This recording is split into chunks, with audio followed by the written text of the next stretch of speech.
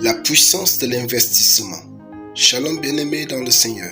Notre méditation du jour s'intitule La puissance de l'investissement. 5e partie.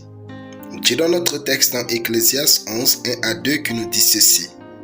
Jette ton pain sur la face des eaux, car avec le temps tu le retrouveras. Donne-en une part à 7 et même à 8, car tu ne sais pas quel malheur peut arriver sur la terre. Alléluia. Les ressources que nous pouvons investir sont multiples et dépassent largement la seule notion d'argent.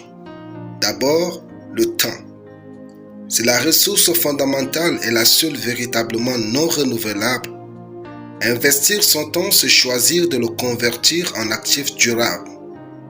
Les riches et les pauvres ont tous 24 heures, mais leur différence vient grandement de l'usage qu'ils font de leur temps.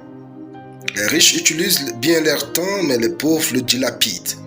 Investissez du temps dans l'étude, la lecture et les recherches, ce qui vous permet d'acquérir de nouvelles informations et de développer l'esprit critique. Cet investissement génère un retour élevé en termes d'adaptabilité, de prise de décisions éclairées et d'opportunités professionnelles. Investissez aussi votre temps dans la pratique délibérée et la formation. Cela va transformer votre connaissance théorique en savoir-faire pratique, augmentant ainsi votre valeur sur le marché et votre capacité à agir dans la vie. En outre, investissez du temps dans l'écoute, l'aide et le maintien des liens sociaux. Cela tisse un réseau de confiance et de soutien mutuel. Ce capital social est essentiel pour la sécurité émotionnelle, l'accès à l'information et le succès collaboratif. Vous ne pouvez pas réussir de façon isolée, car une sagesse africaine dit, je cite, « Une main seule ne peut applaudir ». Fin de citation. Ensuite, l'argent.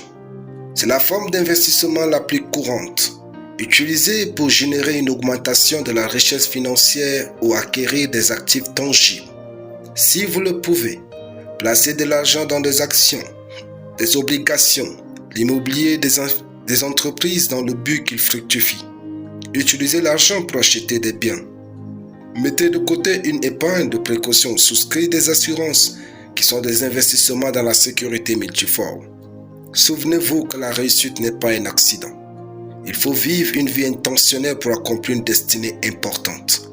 L'investissement est le terrain sur lequel vous allez bâtir un futur brillant ou médiocre. Alléluia. Prions. Je confesse que je sers Dieu de tout mon cœur et avec tout ce que je possède dans ma vie au nom de Jésus. Amen. La lecture biblique en une année, 2 Jean. Soyez bénis. C'était le pain du ciel.